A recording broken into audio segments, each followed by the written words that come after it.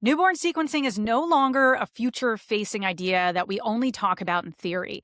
It's starting to take shape through real pilot programs, real policy, and real decisions about how genomics could fit into routine care. This is DNA Today, a podcast from Geneful Media, where we explore the breakthroughs, challenges, and human impact of genetics and genomics. I'm your host, Kira Deneen, a genetic counselor and award winning science podcaster and speaker. We've explored newborn sequencing on DNA Today before, and it's a conversation we're going to keep returning to over the coming years as more and more of these programs emerge. It was also a major topic at the ACMG conference earlier this spring. For that conversation, go back to episode 385 that we will link to in the show notes. But in this episode, we're taking a closer look at an example of this momentum of newborn sequencing with Florida's Sunshine Genetics Act, which was signed into law in July 2025. This legislation created a 5-year voluntary newborn genetic sequencing pilot program and established the Sunshine Genetics Consortium with a $3 million investment to support families who opt into full genome sequencing for their newborns at no cost to them. To help us unpack what this could mean for genetic diagnosis, pediatric genomic medicine, and the future of newborn screening, we're joined by Dr. Pradeep Bide, Director of Florida Institute for Pediatric Rare Diseases, and State Representative Adam Anderson, who championed this legislation after losing his son Andrew to Tay-Sachs disease at just 4 years old. Dr. Bide and Representative Anderson, thank you so much for joining the show to talk about this really important Sunshine Genetics Act. So appreciate you both taking the time. It's great to be here. Great to be here. So, Representative Anderson, I would really like to start with your involvement by sharing about your son Andrew and how he inspired your advocacy to champion so much within healthcare and genetics as we get into the Sunshine Genetics Act. Well, I appreciate you asking that, Kira. When Andrew was born, he was our third child. He has two big sisters, Kaylee and Julie, and he was born in it would have been perceived as an uneventful delivery and perfectly healthy to the visible eye. And about 6 months old, he started not meeting some of his developmental milestones. So we became a little bit concerned that maybe something was going on with Drew. It wasn't until maybe he was about a year, 12 months old, when we really started worrying when not hitting those developmental milestones turned into some developmental regression. For example, he was able to sit up and hold his head up perfectly fine, and then he would get a cold and then have trouble holding his head up. And that regression slowly got worse and worse. And unfortunately, he got stuck in this diagnostic odyssey for many months. But ultimately, we pushed for genetic testing. And when he was about 15 months old, unfortunately, received the diagnosis that he had Tay-Sachs disease. And it was a difficult period of time. We did the best that we could. We fought very hard to provide the best possible care we could for Drew, but he ultimately passed away when he was a little bit over 4 years old. Really opened up our eyes to advocacy in general, opened up our eyes to the world of genetics, the promise that gene therapies can have in situations like this. We worked hard with a group of other affected families to help get one of the very first gene therapy for Tay-Sachs disease off the ground. And that therapy is showing a tremendous amount of promise. Unfortunately, too late for Drew, but it is helping other children, which is extremely satisfying. A lot of people think that I ran for office to work on healthcare and genomic medicine, and that's actually not the case. But I realized very quickly when I was working in the legislature and serving on some healthcare committees that we can make a tremendous impact at the state level in advancing genetic policy, supporting grant programs for rare disease research. And there's not much attention in many states across the country in this area. Proud to say that Florida is really starting to become a national leader in this space.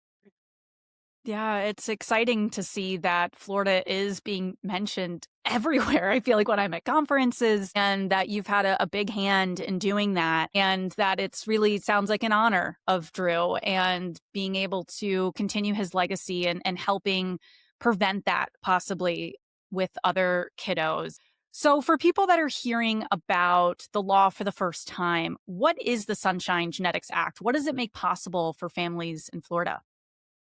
Well, the Sunshine Genetics Act is truly a transformative landmark piece of legislation, and it has a number of components. One of the most important is it codified into statute the very first of its kind Florida Institute for Pediatric Rare Diseases at FSU, and Dr. Bide leads that program there at FSU. So I'll let him elaborate on what's going on there. It's very exciting work that he's doing there with his team. We had seeded that institute with some early funding a year or so before we passed the Sunshine Genetics Act, but it was really important that we codified that institute into statute. That way, it's preserved and protected forever. The other thing that's really exciting within the Sunshine Genetics Act is the establishment of the Sunshine Genetics Newborn Screening Program.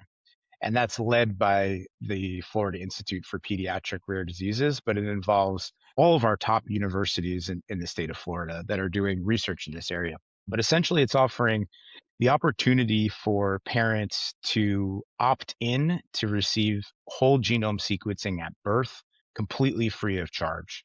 And that's taking the conditions that in Florida that we screen for from 60 to, well, when we first started working on this, we thought it would be around 600 conditions, but now that this is almost off the ground and we have the really brilliant minds working on developing that gene panel, I think we're going to be up over right around 900, and my guess is we might be close to or over 1,000 in the near future. Wow. Yeah, it's incredible to see just how many newborn sequencing programs have been taking off the last few years, and we'll be mentioning some of those in a bit.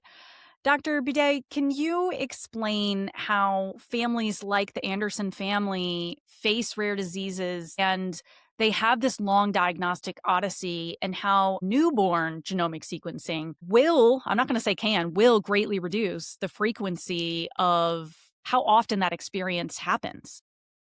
Yes, thanks, Kara, for this opportunity. But yes, as Representative Anderson said, currently, or without the newborn whole genome sequencing opportunity or programs, there's about a 4 to 5 year odyssey where either misdiagnosis or certainly no diagnosis of the condition. And at the end, the diagnosis often comes from genetic testing, whether it's whole genome sequencing or a panel.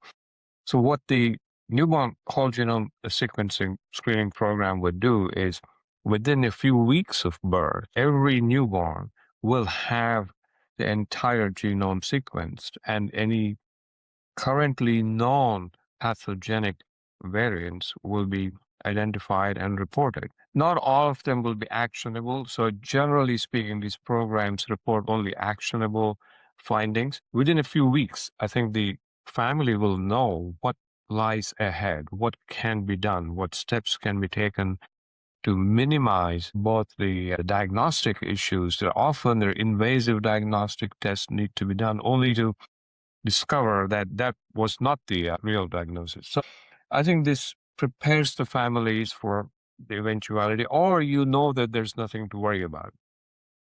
The caveat, of course, is it's evolving rapidly. What we know today is not what we will know in 6 months or a year from now.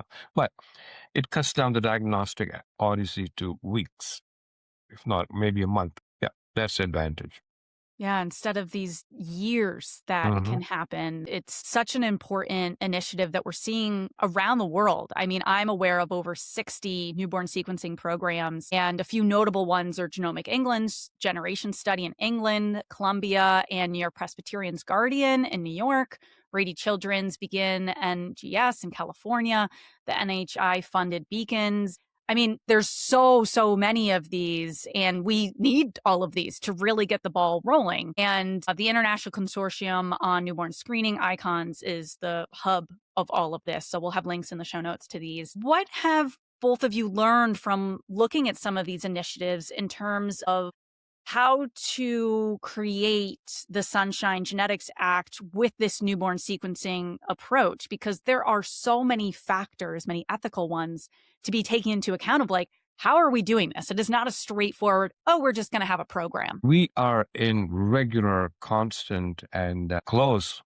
contact with all these programs. In fact, all of the programs you mentioned, the UK, the Guardian, the Beacons, we work closely with them. In fact, we have the Sunshine Genetics program has chosen to use the Beacons gene panel as our core panel.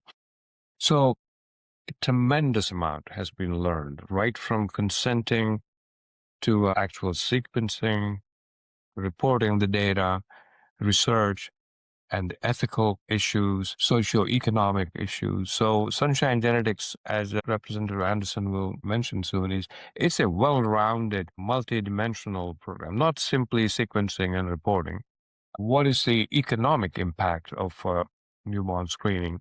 Should this become standard of care? What evidence is needed for or against that? So while we implement and collect all this information, we have really learned a great deal from the other programs that have gone before us, and they've really done a remarkable amount of work.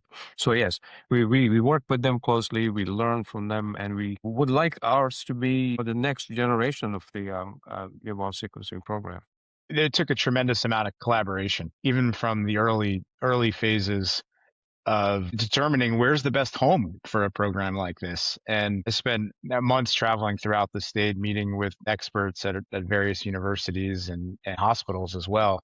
First, determining that do we have the capability to implement something like this in the state of Florida? And I very quickly learned we absolutely do. And most of the experts in this field were just salivating over the opportunity to be involved in a program that's this transformative. So it became very exciting and inspiring to work on it. But there's a number of goals, and one is obviously to quickly diagnose children that might have a genetic disorder.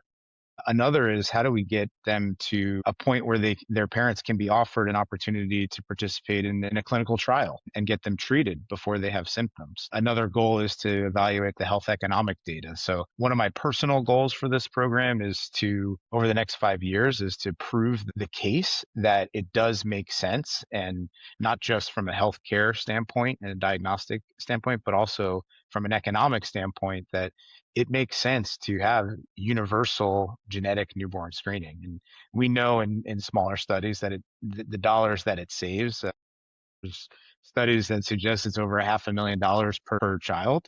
And if you multiply that across the country, we're talking about saving trillions of dollars in healthcare costs and unnecessary medical expenses just from, on average, 17 trips to specialists and overnight stays at a NICU.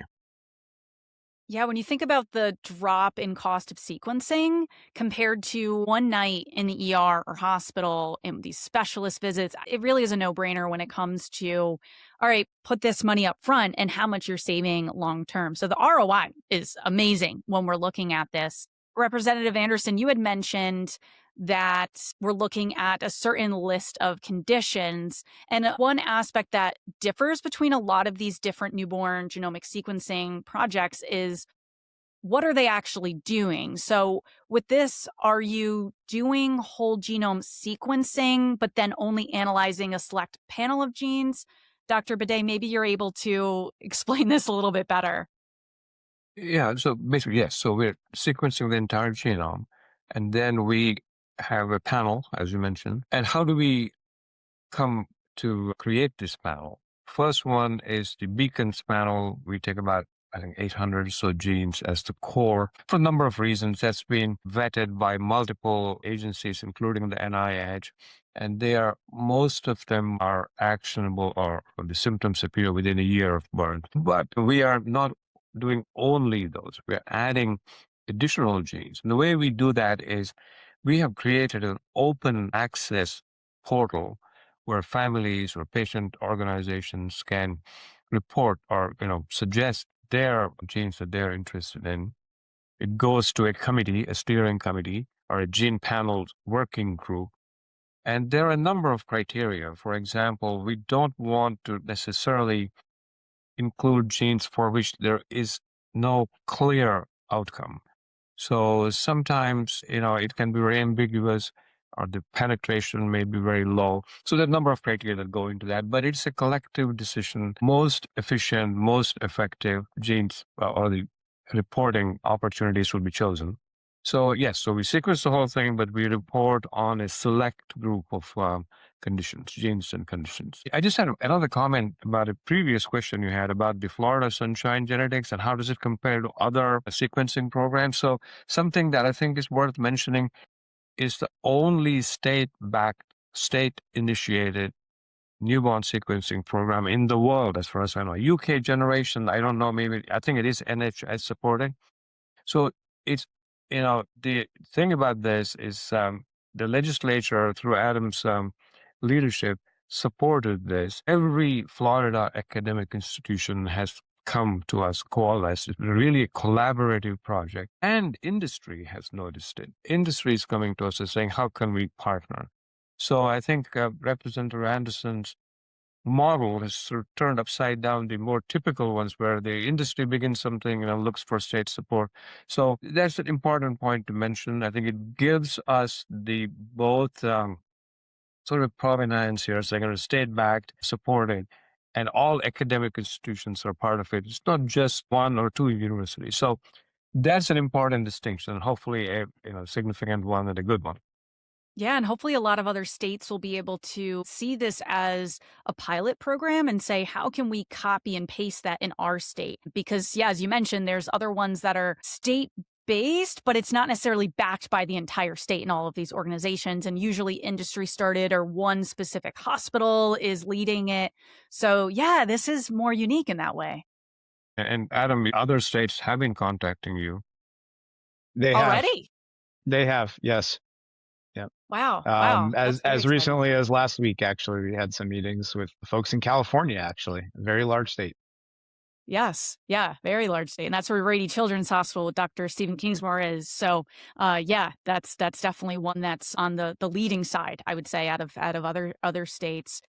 And I'm thinking about with these return of results. So it makes sense, Dr. Bidet, as you're explaining that, okay, the conditions and genetic insight that would help on a very short-term basis, that's great to include. That makes sense.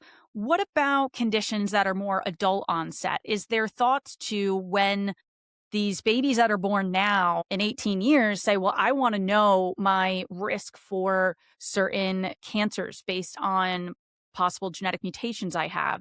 Is that data available that can be possibly revisited, or is this really limited to just that newborn aspect and giving them information at that point? Our current focus really is on pediatric onset disorders. But yes, that information is available and the physicians can decide to act on that. But the program is really focused on pediatric onset. Kira, I envision a world, and I don't know that it's that far out into the future, where the genome is sequenced at birth, and that becomes part of your medical records throughout your entire life. And when you go to your routine checkups with your primary care physician, it becomes part of that normal annual review that you're having with your doctor. And as technology advances and this industry is just constantly innovating and advancing, there will be, if today, a really comprehensive panel that might have 900 or 1,000 conditions, but most are a lot less. What does that look like in 5 years from now? Is it 3 or 4,000? Is it more? So if that data is stored in your medical records, the patient owns it. It's theirs. And it's up to them to be able to revisit that throughout their entire life. I love that idea, and I think it will become a thing. What the issue I feel like in the US is that we don't have universal health care. So let's say a baby's born in Florida and then moves to California and then moves to Minnesota, ends up in New York for a while. It doesn't follow them with the current healthcare model that we have. But other countries like Canada, the UK, they do have this set up. So I'm thinking we'll start seeing that in those countries first. And then maybe there's some way that we can figure this out. Or I don't know, we're given a link and we're like, hey, you own your data, patient, and you have to bring it in and upload it every time you're a new patient somewhere. But there's definitely a way that we can figure that out, but it's going to take a little bit of time, just like a lot of things in healthcare of we figure out the technology side much quicker than we do the workflow and the infrastructure and how that all works. The other thing that I'm thinking about with this is a voluntary pilot program. So, what does participation actually look like in terms of that informed consent? Because there is so much to consider. When I think about when I was a genetic counselor seeing patients, I'm offering certain genetic tests, I'm taking that time to explain it, but I am not very typically ordering a genome. So, there's a lot to be thinking about with this. Probably, I imagine this is happening before birth. Yeah, so the education begins. We try to do that prenatally. What this is about, what do you expect, pros and cons. And we have learned a lot from the other newborn sequencing programs, of course. But we try to, whenever possible, prenatal education. Consent generally occurs at the time or after a birth. But yes, no, we have electronic material, print material, one-on-one discussions. So all those measures will be used prenatal, at the time of birth, even perhaps the well baby visits. We may go a little bit after birth as well. But all means of education and consent. including prenatal classes, actually. Yeah, that's really important to focus hopefully in the prenatal end because I know that when my nephew was born, my brother and sister-in-law, they were not sleeping at first. You're having contractions and you're focused on, okay, I'm in labor with the delivery. That's not often a time where you're in analytical mode and being able Yeah. to take on a lot of new genetic information No. and making these huge decisions. So yeah, I certainly hope that this program and a lot of others are able to focus on that prenatal time to Yes. say, hey, this is when you're more in planning mode and you can take in this information and not be sleep deprived and all of the realities that go with delivery and shortly after. So I also like that you're including maybe some of that like first well baby visits because you're still overwhelmed, but at least maybe you're starting to get into more of a rhythm having a baby. Yes, the consenting becomes a very important, and ethical, social considerations, everything. We are aware, and we are implementing all the knowledge we today have from multiple programs. Yeah, absolutely. And one of the exciting elements here is that the diagnosis is being discussed along with these gene based therapies that are emerging. Representative Anderson, you mentioned that you've been involved in one for Tay Sachs, and this creates a lot of hope in the sense of not only are we providing a diagnosis to so many kiddos, but also saying, hey, there is this possible therapy or possible medication, or maybe there already is one FDA approved. So, how do you both see this increased adoption of newborn sequencing around the world having an impact on the development of these new treatments? Because we're suddenly going to have a lot of babies diagnosed much earlier than they normally would be. Well, I think it's a tremendous opportunity for the industry as a whole, and then also for families, most importantly, not just for, having access to the FDA approved treatments is a lot easier. But creating a pathway to allow the parents that have a positive screening result to access and connect with research folks around the country or companies that are a clinical trial that's ongoing. Now that's really, I think, a huge impact that we can have in these families, but also for the advancement of those treatments too. So especially in the case of gene therapies, where they're working to halt progression of these diseases, but in most cases they've never really been tested on asymptomatic or pre-symptomatic children, and this will provide the opportunity to do that. And the promise is that if a child can receive a gene therapy before they have symptoms, maybe they will never have the symptoms and they'll be completely cured before a symptom presents itself. And that's one of the That's the things I'm most key. excited about. Yeah, to be able to have the opportunity of pre-symptomatic, we don't hear about that too often. There are some examples. I think about SMA with Spinraza. That would be an example of babies being diagnosed very early and having the opportunity to start being on Spinraza. And we've seen with that, babies not having symptoms from that now that that's been FDA approved for years. But imagine that with so many other conditions. I think it does create such a wonderful opportunity to not, as you beautifully said, Representative, to not just halt or slow down progression of symptoms, but say, hey, let's not even have these symptoms pop up to begin with. Yeah, I think there are a couple of points that are additional points I'd make. The newborn screening, Sunshine Genetics, is already in communication discussion with some biopharma companies where we can potentially identify rare disease patients that can participate in clinical trials. One of the biggest challenges is finding enough subjects. So this may be a resource there, and that's an exciting opportunity. So many gene therapies or other therapies are now being developed, but they need patients to take part. And then the institute also is really investing a lot of resources into development of novel viral vector mediated gene therapies, or we are thinking about non-viral mediated therapies as well. So that's another opportunity that I think the legislature has provided to FSU in terms of this institute. So we are doing that too, newborn screening, as well as innovation in therapeutic gene therapy models. And also all the data from the newborns will be de-identified and deposited in a repository that can be accessed by any academic scientist in Florida, hopefully, but also anywhere in the world. So this is really a discovery, innovation, and research project as much as it is reporting on the conditions that are diagnosed. So I think these are all exciting opportunities for the future for rare diseases. Yeah, certainly is. And just being able to have that as a resource alone is so impactful for people that are in the research space to be able to tap into that. It was a huge feat to be able to get this passed. This is not something that's like, oh, okay, we're just going to put this up there, see if it gets passed. Oh, it did.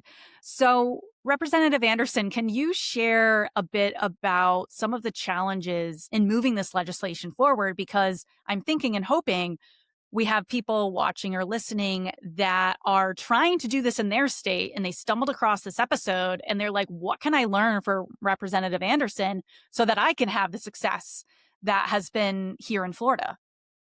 Well, I'll tell you, it is not easy to make a law, and No. that's the way our founding fathers wanted it to be, right? And it holds true still today.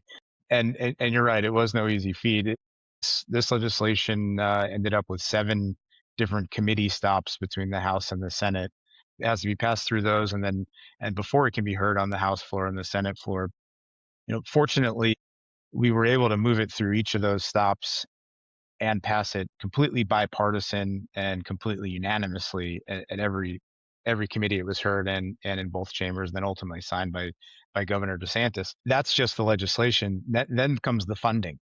The funding is a whole another animal. And that's something that fortunately we can spread that funding over the course of several years as the program rolls out. But it's not cheap. It is a significant investment that goes into a program like this. And that's on purpose why we structured it as a public-private partnership.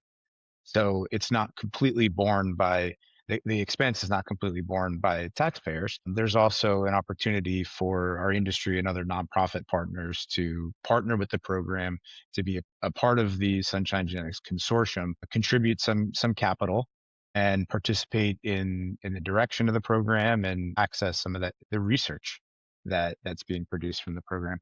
But as far as advice, what I would say is that I will always make the time to be available to anyone who's interested in replicating a program like this in their state. I really feel strongly that at the state level is the right place to enact change like this. The states can just move much more nimbly through the process. It's difficult to get things done at the state level, but it's much harder at the federal level. And things move much faster at the state level too. Where legislation might take 3 or 4 years, maybe more, to move through the federal process. With the right support, we can get something done in a few months at the state level. Yeah, So I'm that is happy to help, and incredible. we have the template. I'm happy to share it. Yes, that's really important because you've taken so long to develop this template. So if people are interested, you can email into info@dnatoday.com and we will pass those on to Representative Anderson. As this pilot unfolds over the next 5 years, what outcomes are you both watching closely to determine, is this succeeding? Are there certain metrics that you're going to be looking at other than family stories and those more qualitative measures, what do you both hope is going to be the successful outcomes of the pilot over the next 5 years? So maybe I'll go first. So I think for me, this type of a state level, up to 100,000 newborns to be screened, that developing that infrastructure is going to be an enormously useful and a challenge, basically. So if we can get that worked out, that is a great accomplishment. And of course, diagnoses and communicating the results to the families is always the priority. But then stimulating research based on the identified data, that will be enormous. If we can help ongoing clinical trials with identifying patients, and also let the public, academic, legislative, industry coming together and showing that this partnership uniquely creates so much innovation, so much help. That's the big picture, I think. And then, of course, Representative Anderson mentioned already this to become standard of care. So provide the data, health economics data. And something else that we are very, very interested in and we're paying attention is the reception of the public. How does the public see this? We already have a survey out for the sensitivities of the public to whole genome sequencing. Your baby's DNA is going to be sequenced. All those things we will. The one thing I will add to that, I agree across the board, but in my mind, the ultimate measure of success is when we are able to screen a child, offer them a gene therapy, and they are cured of that genetic disease. Yeah. Absolutely. And That we're is going to do going it. to be so powerful. Yeah, I think we should have you both back on in 5 years to say, hey, we had this conversation in 2026. It's now 2031. And how did it go? What have we learned? So this is just, it's such an exciting area, born sequencing, that I've been talking about on the show here, but to be able to really dedicate an episode to an example of how this is going to work is really exciting. And I think it's a topic that everyone that is in genetics should be paying attention to, because we've just kind of, I would say, skimmed the surface in terms of all of the considerations to have and a little bit of the ethics, the workflow, the impact. I mean, this is just such an exciting public health initiative, I would say. So thank you both so much for coming on and sharing this really insightful pilot program. Thank you. It was great to be here. That's a wrap on this episode of DNA Today. To keep exploring the world of genetics and genomics with us, head to DNAtoday.com for hundreds of episodes, show notes, and resources from our archive dating back to 2012. DNA Today is part of Genepool Media, the Science Podcast Network. To check out more of our episodes, visit genepoolmedia.com. For questions, guest pitches, or sponsorship inquiries, email info@dnatoday.com. And if you enjoyed this episode, a rating or review on Apple Podcasts or Spotify helps more people find the show. Thanks for joining us. I'm Kira Deneen, and I'll be back next week to continue discovering new advances in the world of genetics.